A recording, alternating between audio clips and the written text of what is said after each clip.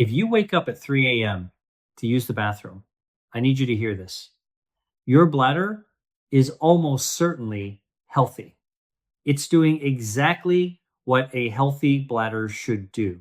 The real problem is a broken clock inside your body, and no pill, no supplement, no surgery fixes it because they all silence the alarm instead of finding the fire. Over the next few minutes, I'm going to show you how to reset that clock. And you can start tonight before you even get into bed. I'm Dr. Aries Smith.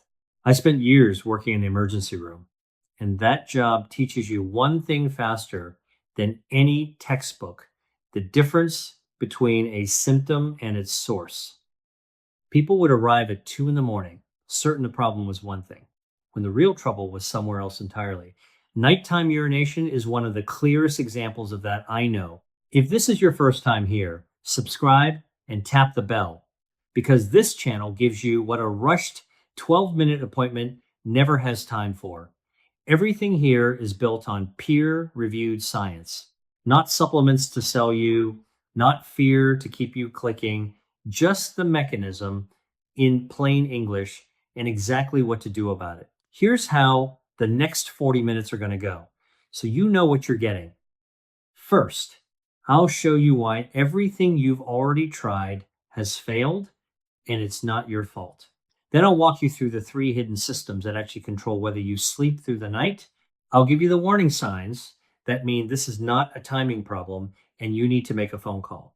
I'll sort the 3 completely different types of nighttime urination, because the fix for one is useless for another, and I'll help you figure out which one is yours.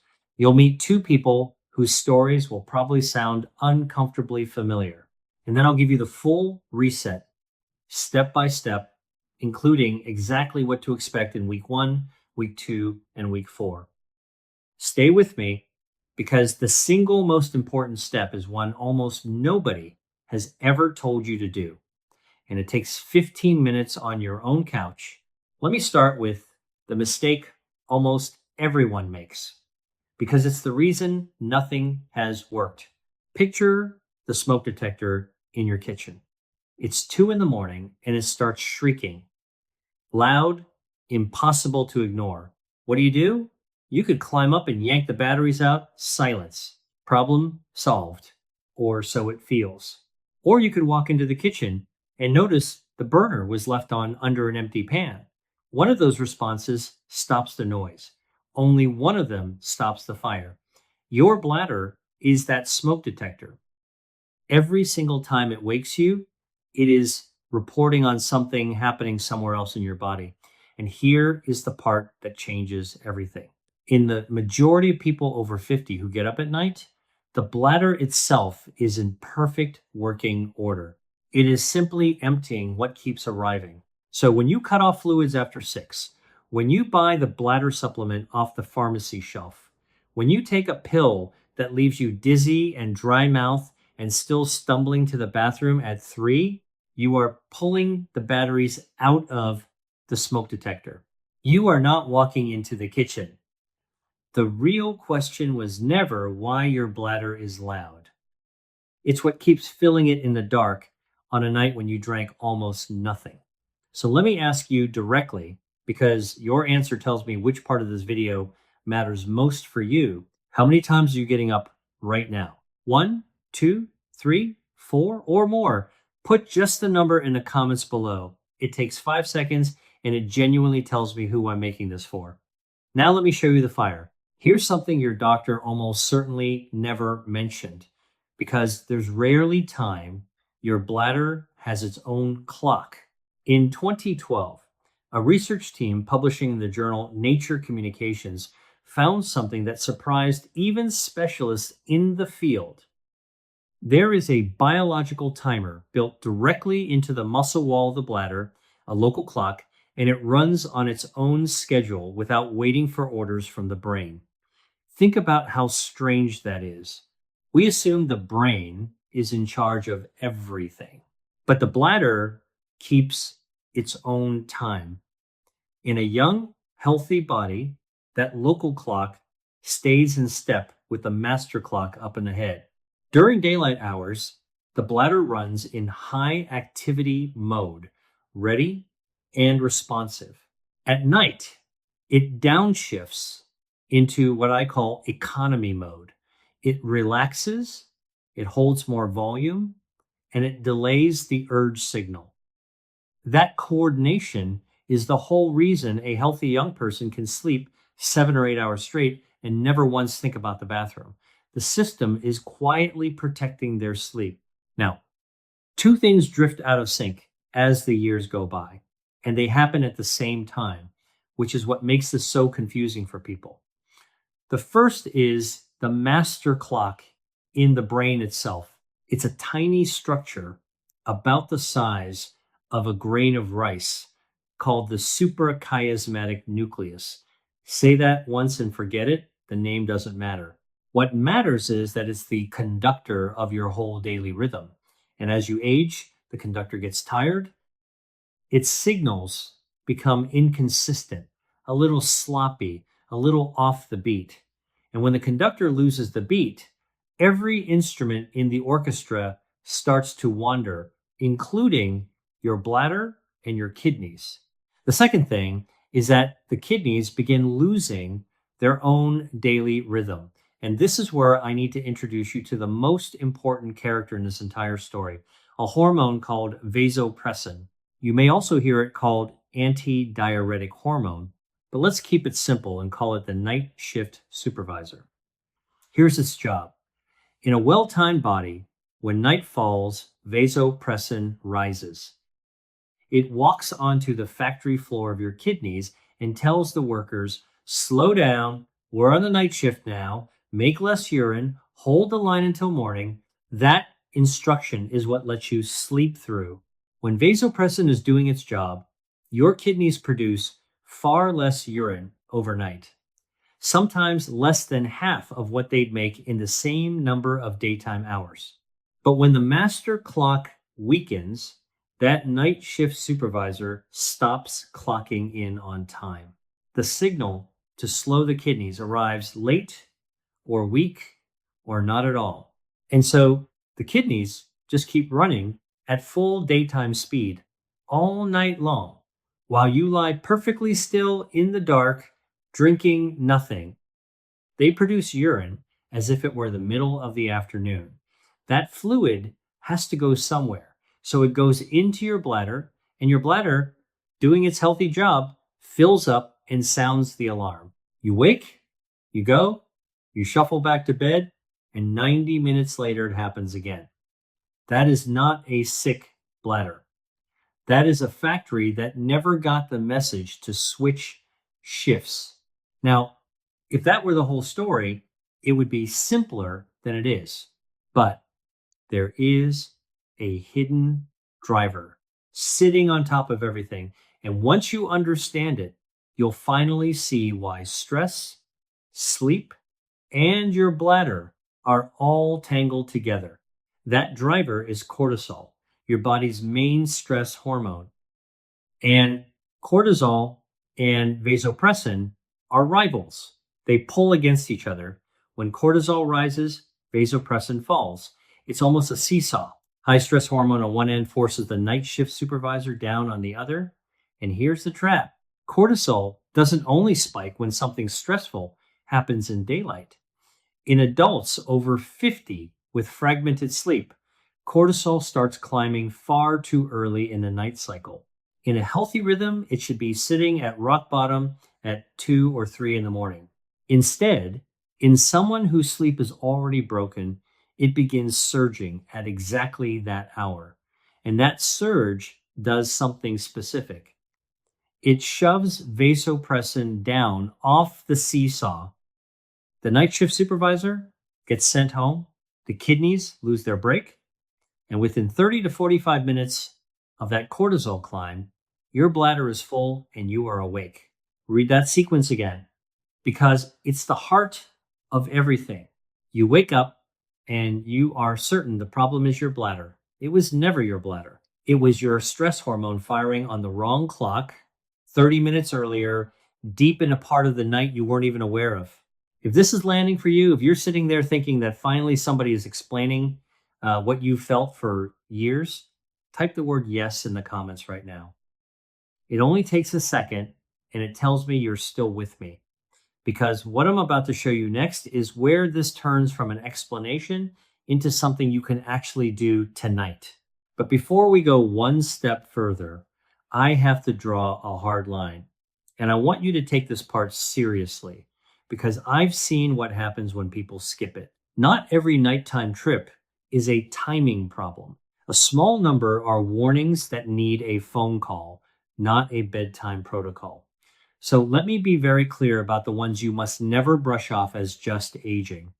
The first is blood in your urine with no pain. Dark red, pink, or a brownish tea-colored tint. And nothing burns, nothing hurts. I know the instinct is to feel relieved that it doesn't hurt. Do the opposite. Painless blood in the urine in an adult over 50 is one of the earliest and most important warning signs of bladder or kidney disease, and it needs to be evaluated properly. Don't wait for it to happen a second time to be sure. Don't type your symptoms into a search bar at midnight. Call your doctor's office and ask to be seen. This is the one I never want a viewer to ignore. The second is unexplained weight loss, along with a deep, nagging ache in your lower back or pelvis, happening at the same time as changes in your urination. And this deserves particular attention in men over 60. Any one of those alone might be nothing. That specific combination together needs prompt investigation, not a wait and see. The third is new bladder trouble that appears at the very same time as weakness in your legs, numbness, tingling, or a change in how steady you feel when you walk. When bladder control and leg function slip together, that can point toward a problem in the spinal cord. And that is not something to sleep on. If that describes you, and especially if it's coming on quickly over hours or a day, that's an urgent same-day evaluation, either urgent care or the emergency room. And if you feel unsteady on your feet, don't drive yourself. Have someone take you or call for help. Now, if none of those three describe you, and for most people watching, they won't, I want you to take a real breath and let your shoulders drop. What you have is very likely a timing problem, and a timing problem is manageable. But which fix works depends entirely on which type you have, because there are three distinct types of nighttime urination, and I see people fail for years simply because they're using the solution for the wrong one. Let me sort them for you, and as I do, quietly match yourself against each one. Type 1 is when your body is producing too much urine around the entire clock, day and night both. You go often in the daytime and often at night, and each time it's a large volume. And the urine is pale, almost colorless, like water. The usual causes here are drinking a very large amount of fluid or blood sugar that's running high, because when there's too much sugar in the blood, the kidneys pull water out along with it to flush it away. This type belongs in front of your primary care doctor to have your blood sugar checked. And I'll be honest with you, tonight's reset protocol is not built for this one. If your urine is constantly pale and heavy day and night, please get your blood sugar looked at. Type 2 is the one most of you are here for. Your daytime is completely, boringly normal. You use the bathroom every 4 or 5 hours during the day. Nothing hurts, nothing burns, no urgency, no drama. And then within an hour of lying down at night, it begins. 3 trips, 4, sometimes 5, and each one is a real, substantial volume, not a dribble. And in the morning, you genuinely cannot work out where all of it came from because you barely drank anything after dinner. What has happened is that your kidneys have flipped their schedule completely. They are running their heaviest production shift in the middle of the night while you're trying to sleep. Research published in BJU International estimates that this pattern accounts for a large majority of older adults who come in complaining about getting up at night. If that description made you nod, this is your type. And this is exactly what tonight's protocol was designed to fix. Type 3 is the overactive bladder. This one feels different from the inside. The urge hits suddenly and hard. It's demanding. You have to move quickly. You get there and almost nothing comes out. A small amount. And then 40 minutes later, the same fierce false alarm goes off again. Here's the tell. A normal, healthy bladder holds comfortably up to around 300 milliliters, roughly a large cup and a half, before it politely signals that it's time. An overactive bladder sounds the alarm at a small fraction of that, sometimes when it's barely a quarter full. This shows up commonly with an enlarged prostate in men, with bladder wall irritation, and sometimes, and people are always surprised by this one, from a backed up, bloated colon pressing physically on the bladder from the outside. So here's your quick sorter, and I want you to actually decide large volume, day and night, pale as water, that's type 1. Go get your blood sugar checked. Perfectly fine all day, then flooding the moment you lie down. That's type 2. And it's the main event tonight. Frequent, urgent, tiny output, racing to the bathroom for almost nothing. That's type 3.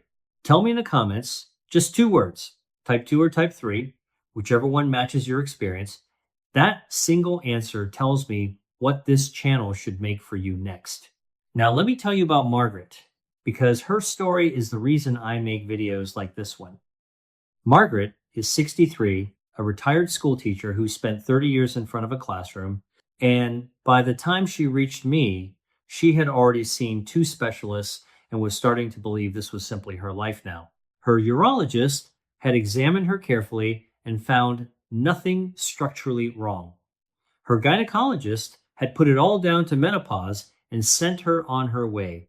She had been getting up 4 times a night, every night, for 18 months without a break. She had done everything the internet told her. Cut off all fluids after 5 in the afternoon, quit coffee entirely, which she loved and missed, tried 3 different bladder supplements from 3 different shelves. Not one thing had moved the needle. When she sat down across from me, the first thing I asked her had absolutely nothing to do with her bladder, and I watched her blink at the question. I asked about her sleep, specifically whether she lay awake in the early hours of the morning, even on her better nights. Her whole face changed. Yes, she said quietly.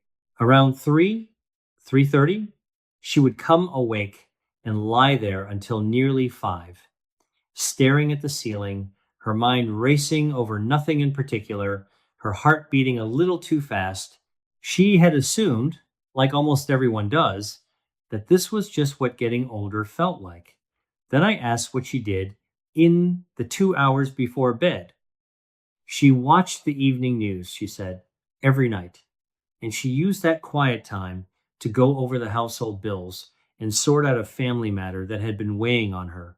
Every single night for months, she had been marinating her nervous system in exactly the things that keep cortisol high right before trying to sleep. Then I had her do something that clearly struck her as odd. I asked her to press her thumb firmly into her shin bone just above the ankle and hold it there for a slow count of 10. When she lifted her thumb, there it was, a small, distinct dent, a little pit in the flesh that took several seconds to slowly fill back in. And in that moment, the whole picture came together. 2 things had been happening to Margaret at once, quietly. For a year and a half, fluid had been pooling in the tissues of her lower legs all day long. And the instant she lay down flat at night, it began flowing back into her bloodstream. At the same time, 18 months of broken sleep and keyed up evenings had pushed her cortisol into that early morning surge, shutting off her vasopressin at exactly the hour her kidneys most needed the break. Her bladder was not sick. Her bladder had never been sick. Her timing was broken, and every specialist she'd seen had been staring at the smoke detector while the burner ran in the next room. What I told her surprised her more than anything else that day. Margaret, the fix does not start in the bathroom. It doesn't start with fluids, and it doesn't start with medication. It starts 2 hours before bed with your nervous system and with your legs. I'll come back to what happened to her because the ending matters. But first, I have to show you the chemistry because once you see it, everything I'm going to ask you to do will feel obvious instead of strange. In a healthy daily rhythm, cortisol peaks close to the moment you wake, which is exactly what's supposed to get you up and moving in the morning, and then it falls steadily all day long, reaching its lowest point of the entire day in the evening. That evening low point is not an accident. It is critical. It is the thing that clears the stage for vasopressin to step up and take over the night shift. Cortisol has to get out of the way for the break to work. But in an older adult with fragmented sleep, that graceful evening drop never fully happens. Cortisol stays stubbornly elevated into the night. And because cortisol and vasopressin are on that seesaw, vasopressin stays suppressed during the exact window it should be most active. The kidney brake never fully engages. That's engine number one. And for many people, it's running all by itself. But very often, there is a second engine running right alongside it. And this is the one that ties in Margaret's shin test. If the small valves inside the veins of your legs have weakened over the years, and they weaken in an enormous number of people over 50, then fluid slowly seeps out of the circulation and into the soft tissue of your lower legs across the whole day. Gravity holds it down there while you're upright. A liter, sometimes a liter and a half, can gather in your legs without any dramatic, obvious swelling. The only clue might be the deep groove your sock elastic leaves by evening, or that little pit when you press your shin. Now, watch what happens when you lie down. Gravity, which had been holding all that fluid in your legs, suddenly reverses. The stored fluid floods back into your circulation over the next hour or two. Your heart, sitting there in the dark, feels the sudden rise in the volume of blood coming back to it, and it interprets that as we have too much fluid on board. So it releases a hormone, a signal that travels straight to the kidneys with one blunt instruction: dump this excess now. And your obedient kidneys do exactly that. Your bladder fills within the hour, right on schedule for that first 3 a.m. wake up. In someone like Margaret, and very possibly in you, both engines are running at the same time. Cortisol is jamming the brake, and the fluid returning from your legs is flooring the accelerator. Your kidneys are being pushed hard from two directions at once. Is it any wonder your bladder can't hold the line? And here is the cruelest part of the whole cycle, the part that makes people feel like they're slowly losing. That broken, interrupted sleep then suppresses vasopressin even further the following night. Less sleep, less break, more trips, less sleep. It is a loop that tightens on itself month after month, which is exactly why people don't slowly get better on their own.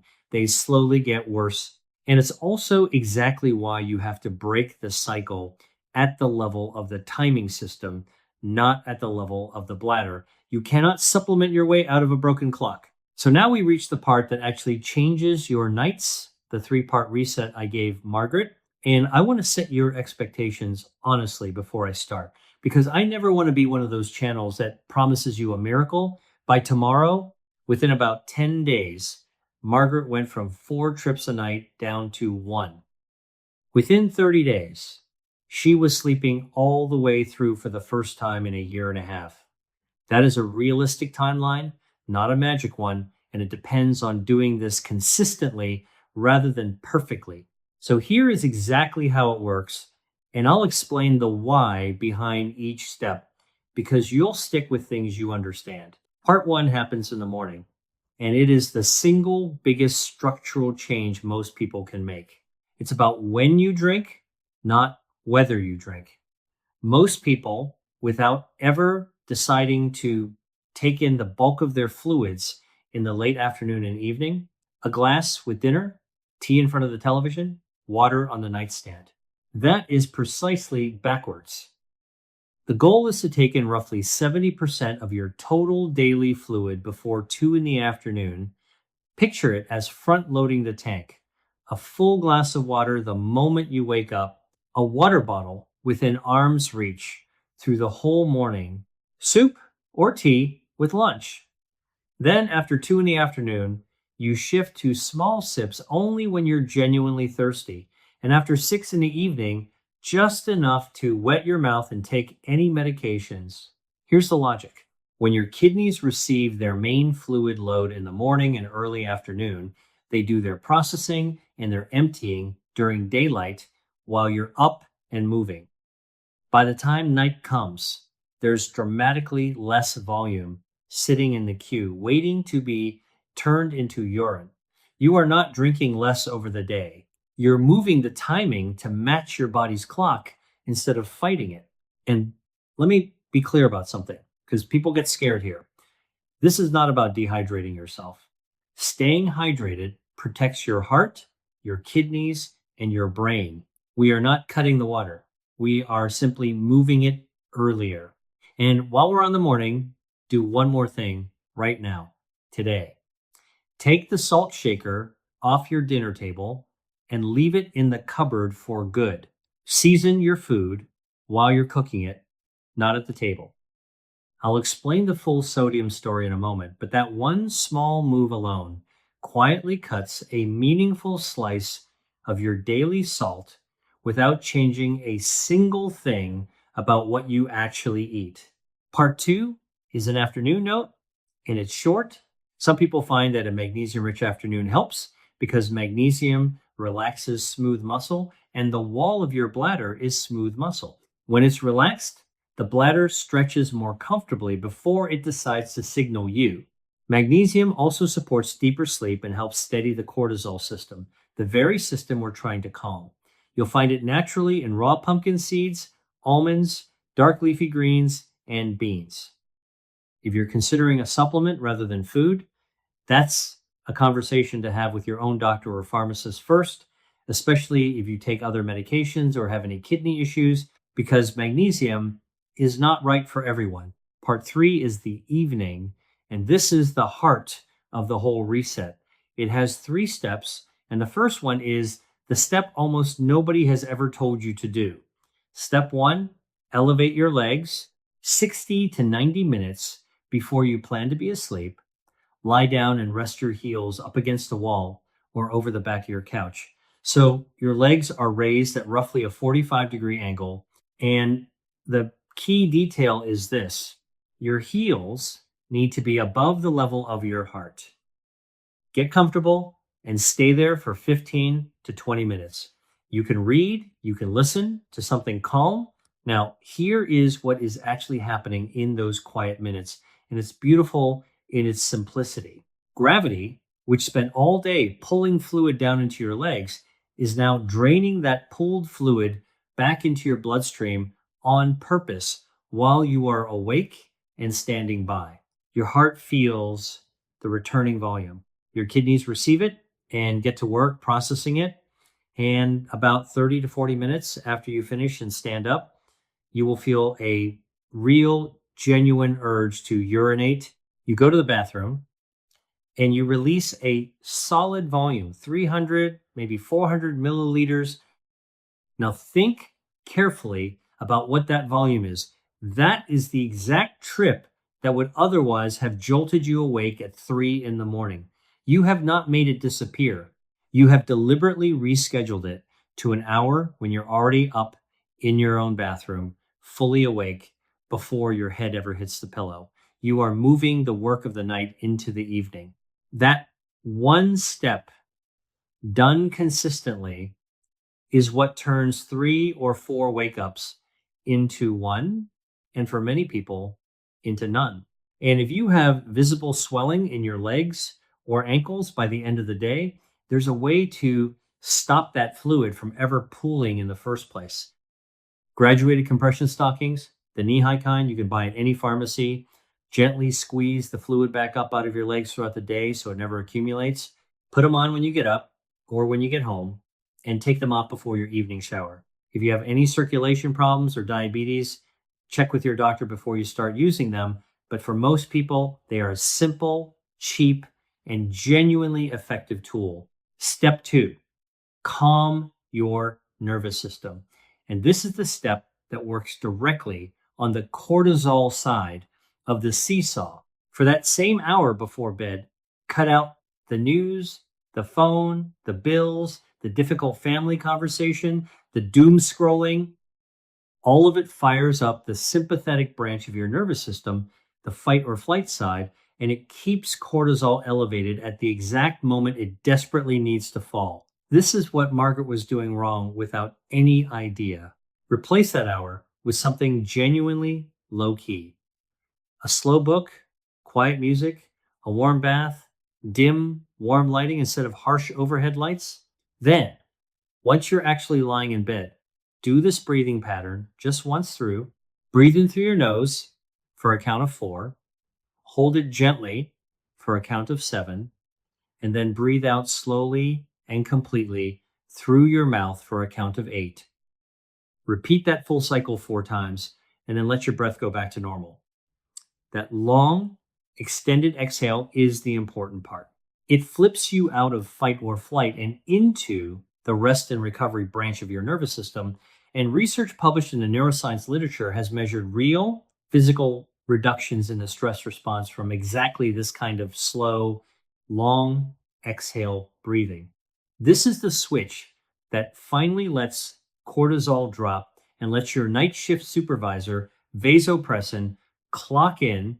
Step 3, train your pelvic floor. And this works on the bladder's own nerve signals. Lying in bed after the lights are out, do 20 to 30 slow pelvic floor lifts. But, and this matters enormously, 9 out of 10 people do this completely wrong. They squeeze their buttocks, they clench their belly, they tighten their thighs, and they accomplish nothing at all for the bladder. The correct movement is internal, subtle, and isolated.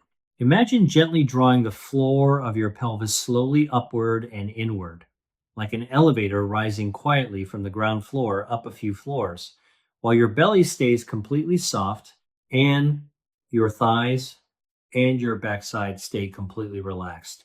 Only that internal group of muscles moves. Lift, hold it gently for 3 seconds, and then lower slowly with control. 20 to 30 of those.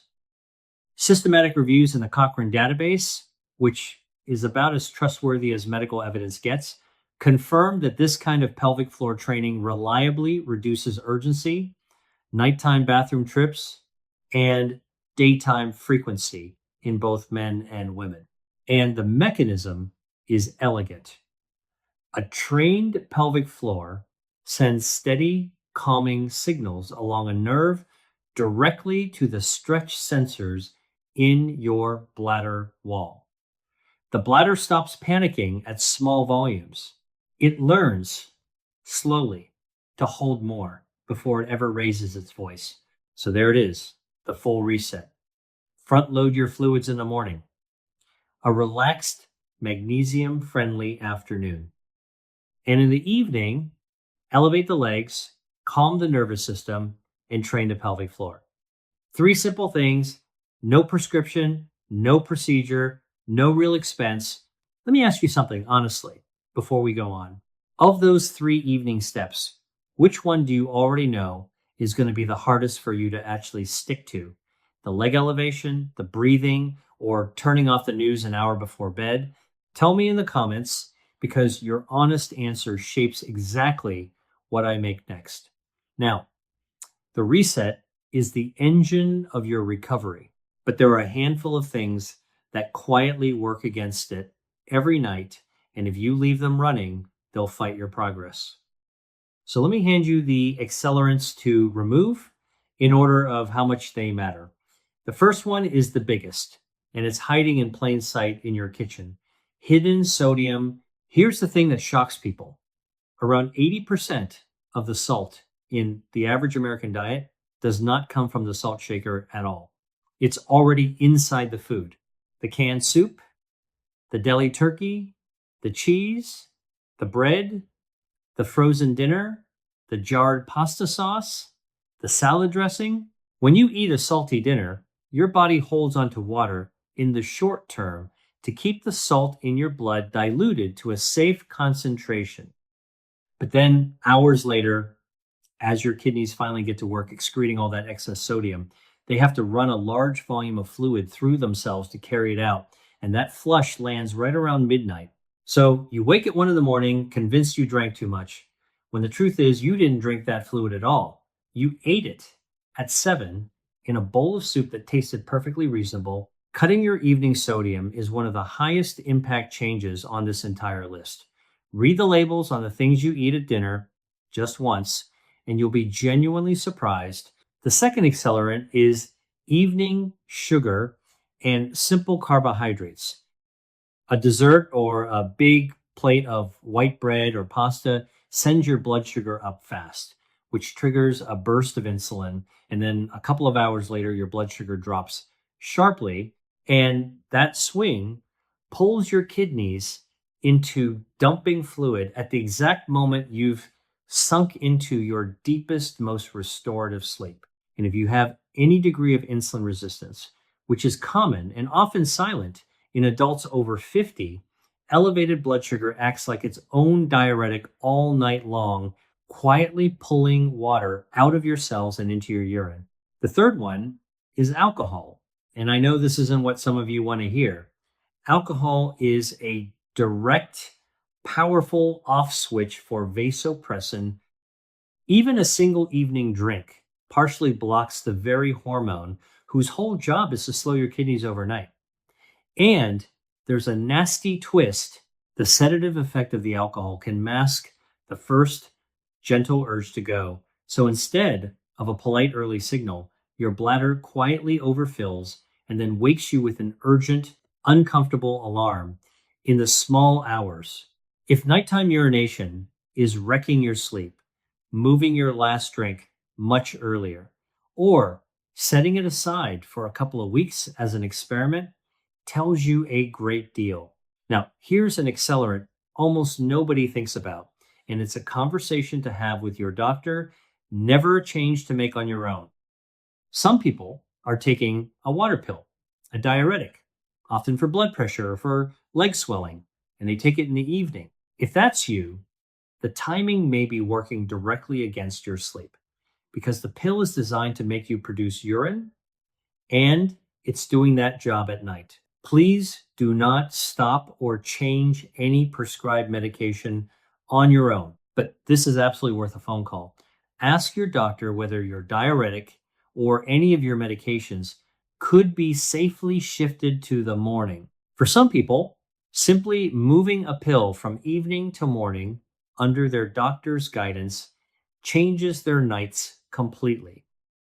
It's one of the easiest wins there is, and it's sitting in a lot of medicine cabinets unnoticed. And there's one more hidden player I have to mention because it's serious and it's massively underdiagnosed. Untreated sleep apnea. When you stop breathing repeatedly through the night, as people with sleep apnea do without even knowing it, the drops in oxygen and the strain on the heart trigger the release of that same fluid dumping hormone we talked about, the one that tells your kidneys to unload. So the very same nighttime flooding can be driven by breathing that's stopping and starting while you sleep. The clues are loud snoring, gasping or choking awake, a partner who's noticed you stop breathing, morning headaches, and crushing daytime tiredness no matter how long you were in bed. If several of those sound like you, getting evaluated for sleep apnea might do more for your bladder than anything else on this list because you'd be treating the fire at its source. Now, I've given you a lot to remove. So let me quickly balance it with what actively helps beyond the magnesium we already covered.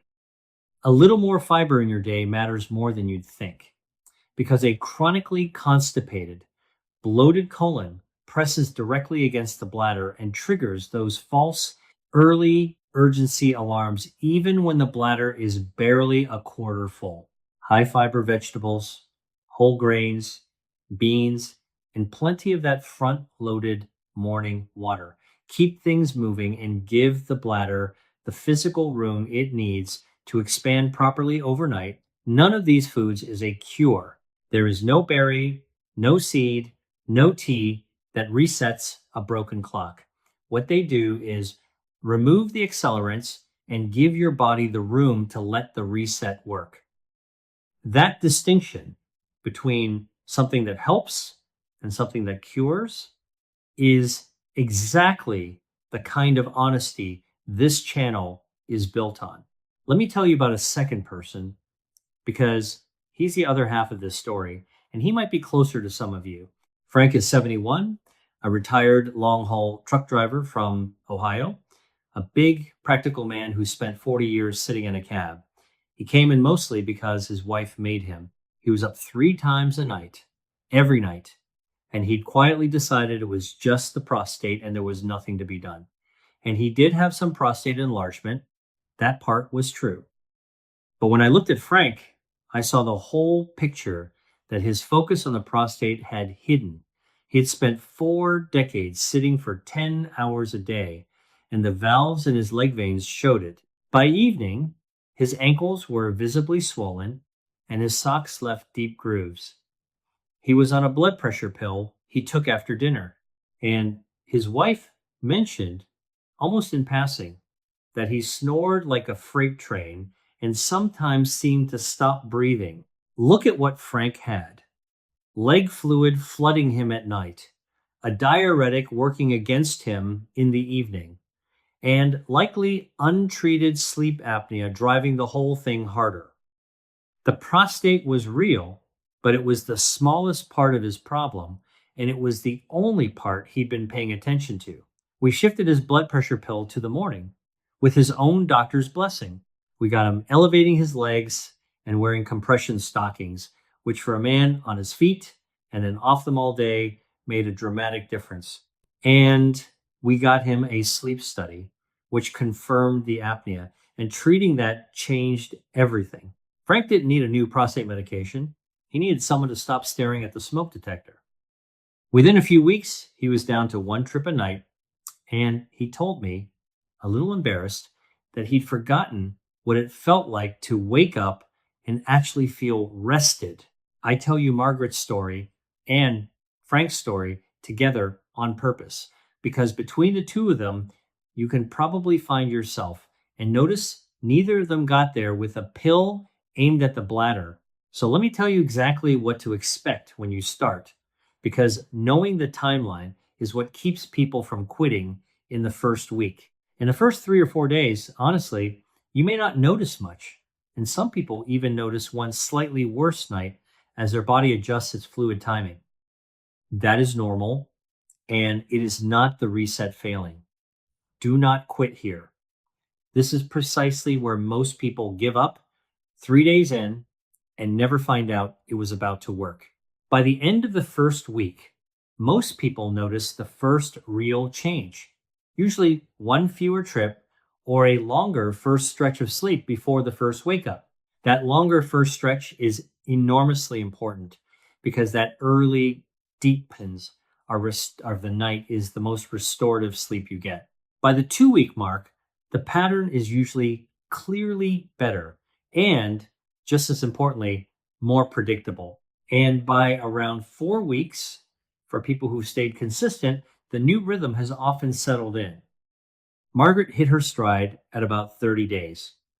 This is a body clock you are gently retraining, not a switch you are flipping. And clocks reset gradually. Now, let me handle the objection. I can hear some of you thinking right now. You're thinking, this is a lot of steps. Doctor, I'm tired and I've tried things before that didn't work. I hear you and I want to be straight with you. You do not have to do all of this at once, and you certainly don't have to do it perfectly. If you only ever did one single thing from this entire video, make it the leg elevation before bed because it targets the mechanism most people don't even know they have. Start there. Add the morning fluid shift when that feels normal. Add the breathing when you're ready. This is not a test you can fail. You are looking for a pattern, not perfection. And small changes repeated night after night are exactly what shift the direction of a problem like this. And a couple of specifics, because the details differ. For men, if there's an enlarged prostate in the mix, please still get that evaluated properly because it can genuinely contribute, especially to that type 3 frequent and urgent pattern. The reset still helps you, but the prostate is a real conversation to have. For women, especially after menopause, changes in the pelvic floor and in the tissues are common, and this is where the pelvic floor training earns its place most of all. So don't skip step 3. And for anyone managing diabetes or heart failure, everything I've said today still applies. But your fluid balance is a more delicate thing, so bring this whole plan to your own doctor and build it together rather than going it alone. That's not me covering myself. That's me telling you the truth about how your particular body works. Before I give you your plan for tonight, I want to put a simple tool in your hands because the people who do best with this are always the ones who watch their own patterns instead of guessing. I want you to keep a very short bladder diary for just 3 days. You don't need anything fancy. The back of an envelope works. For those 3 days, write down what time you go during the night and roughly how much, just small, medium, or large. Write down what you ate and drank after 5 in the afternoon. And each morning, do the shin test.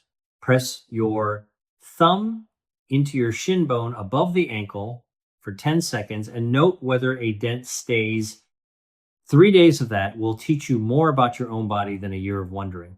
You'll start to see it. The salty dinner that cost you an extra trip. The evening you skipped the leg elevation. The pattern was always there. You just needed to write it down to see it. And here's one more measurement worth doing once on a day off. Measure how much urine you produce in the daytime versus overnight. If more than a third of your entire day's output is happening at night, you've just confirmed with your own eyes that you have that nighttime flooding pattern, type 2, and that your kidneys are quite literally running their schedule backwards.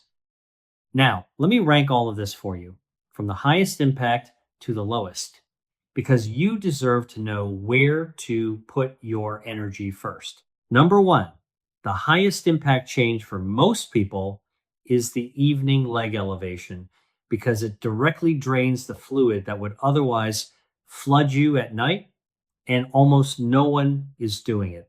Number 2 is fixing your evening sodium because hidden salt is the biggest dietary driver by far. Number 3, and this one's free and fast, is asking your doctor whether any evening medication, especially a water pill, can move to the morning.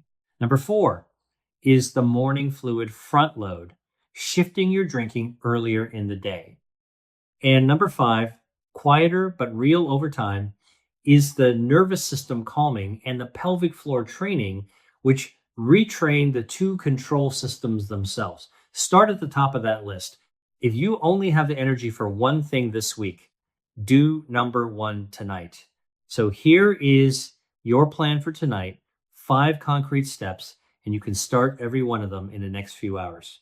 Step 1, do the shin test right now.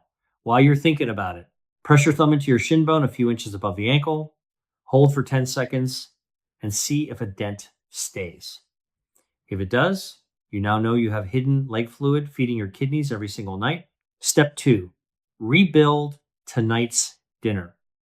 Fresh protein, cooked vegetables, a moderate portion of whole grains, and move that salt shaker off the table before you sit down. Step 3, Set alcohol aside tonight and keep your fluids to small sips this evening, having done most of your drinking earlier. Step 4. 1 hour before bed, lie down and elevate your legs against the wall for 15 minutes, then go and empty your bladder before you get into bed. Step 5. Once the lights are out, do 4 rounds of that 4-7-8 breath, in for 4, hold for 7, out for 8, and then 20 to 30 slow, proper pelvic floor lifts. Everything soft except that internal lift. Then sleep. And if you remember nothing else from these 40 minutes, remember this one sentence, because it's the whole video compressed into a single idea. Your bladder is the alarm, not the fire. The fire is your timing system. Cortisol is jamming the brake on your kidneys in the early hours. The fluid from your legs is flooding them the moment you lie down, and the reset works on both of those at the same time. No prescription, no procedure, no real cost. It asks exactly one thing of you, and that thing is consistency, not perfection. You do not need a perfect night. You need to do this tonight and then again tomorrow, and let the clock slowly find its rhythm again. I want to leave you with something honest and a little bit hopeful, because this matters more than most people realize. Getting up through the night is not a small quality of life issue you just have to accept as the price of getting older. That broken, fragmented sleep touches everything: your blood pressure, your balance, and your risk of a fall in the dark, your mood, your energy, your sharpness. And there is a growing body of clinical research linking chronic nighttime urination not just to heart risk, but to measurably faster memory and cognitive decline in adults over 60. And the connection runs straight through the loss of the deep, protective sleep we've been talking about this whole time. Most people living with this every night have absolutely no idea that link even exists. I'm covering that connection in full in my next video, exactly how protecting your sleep tonight may be protecting your brain for years, and what the research actually shows. If you got up more than once last night, that video is not optional for you. Subscribe so it reaches you when it lands. And do me one favor. If you have a parent or a partner or a friend who's been shuffling to the bathroom 3 and 4 times a night and quietly deciding it's just old age, send them this. Because it isn't just old age. It's a clock that can be reset, and nobody ever told them. I'll see you in the next one. Take care of yourself tonight.